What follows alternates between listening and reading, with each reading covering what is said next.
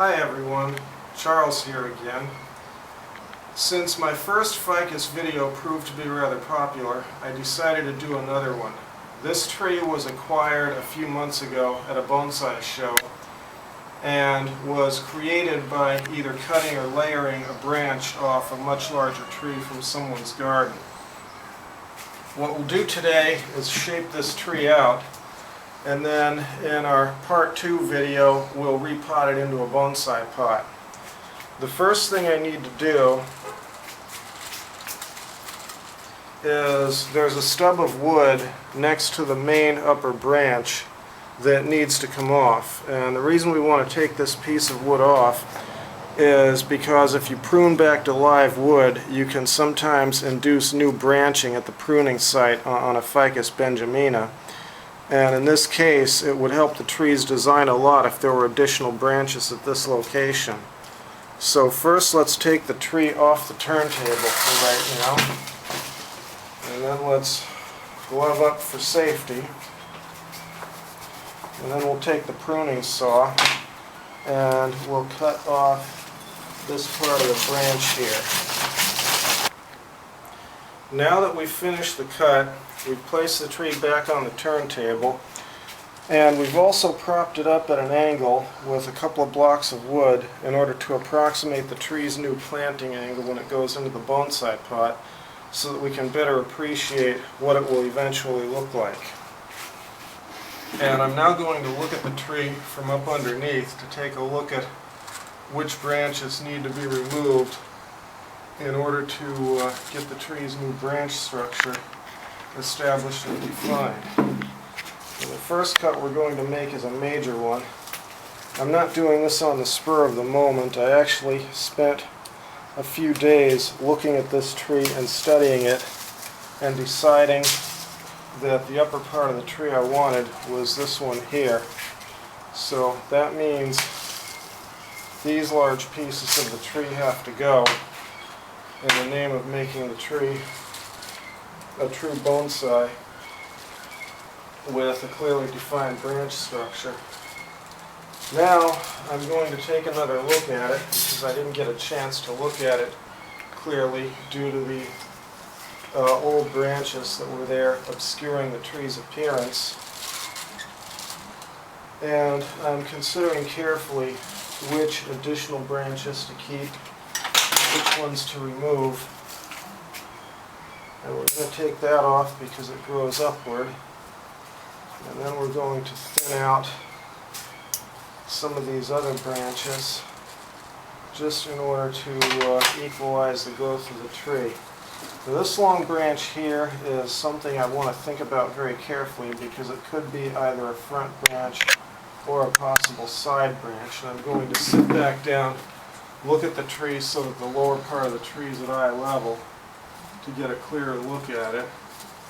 And looking at it, we're going to follow the Japanese rule: first branch, second branch, back branch. And we look at the positioning of this branch, and it clearly does not really want to function as a side branch. It would be better to bring this one down. So we'll shorten this one up and start its new eventual role as a front branch. Now we'll just remove some branches that are hanging down or otherwise superfluous.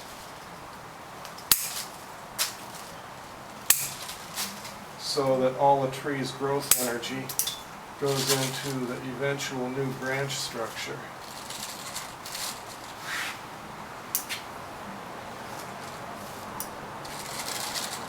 We're almost finished pruning now. I'm just going to do a little bit more here. Just a little bit of cleaning out so that we got only the major branches remaining and that all the growth energy is directed into those branches. You'll notice this tree does have a very large horn of deadwood, a gin, on one side of the tree. From the proposed front of the tree, which is here, this gin projects up to the left and then wraps behind the tree. Generally in bonsai, we prefer to have the gin in front of the tree and the living foliage behind it, but unfortunately that's not possible due to the shaping constraints of this tree. And for that reason, we may remove that gin. I don't know yet. So I'm just going to turn the tree around now, take a little bit more of a look at what's happening with the branch structure. And then I think we're going to wire out one branch we're not going to wire out the whole tree, we don't really need to, it needs to grow some first, but this particular branch here needs to be wired down a little bit in order to assume its new role as the primary or first branch. You want wire that's thick enough to hold the branch, but not so thick that you risk breaking the branch when you bend it. And we're looking at 2mm and 3mm wire here, and I think we're going to go with the 3mm wire because it's going to be much easier to anchor it to the trunk, and it'll hold the branch as it grows. Now you want enough wire to go to the end of the branch, plus a little bit more, and then enough for a couple of anchoring turns on the trunk. This is a bonsai wire cutter we're using here. You can use a wire cutter from a regular toolbox and it will serve approximately the same function. But the nice thing about a bonsai cutter, I'm going to need a longer piece of wire than this. I underestimated how much it was going to take to go around the trunk. Don't scrimp on your wire. Remember, the tree is the valuable thing, and if you make a mistake with wire, you cut it too short, just leave that piece and cut another piece. And what we'll do is we'll anchor this wire behind the gin snag, and then we'll come around the trunk with it, and then we'll come up from under the branch, because we want to bring this branch down, and that is the best way to exert leverage on it. Unfortunately, this branch is quite pliable and will bend pretty easily. Now you'll note that I'm leaving the wire somewhat loose on the branch. On a ficus, this is a good idea because when they're in a mood to grow, they grow very rapidly. And if you wire too tightly, they can get wire scarred easily, which will ruin the value of the tree. This is probably a good enough wiring for now, and we did nick the branch just a little bit. It's bleeding a little sap there, but it should heal very nicely. And for right now, we're going to run one more wire on the apex just to correct a lean before that branch becomes too thick to bend.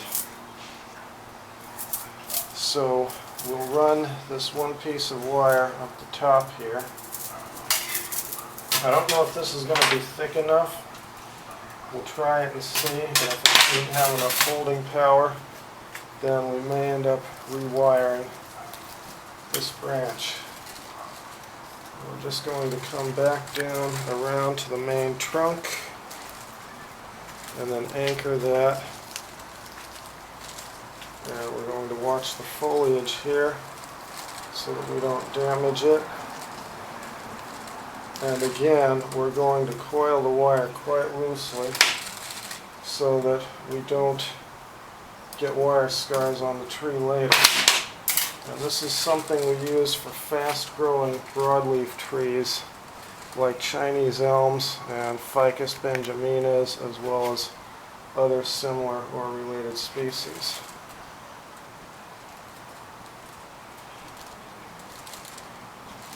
Okay, this completes the wiring and the initial shaping of this tree. And in part 2 of our video, what we'll do is we'll repot this tree in a nice bonsai pot that we've selected. Thank you very much for watching, folks.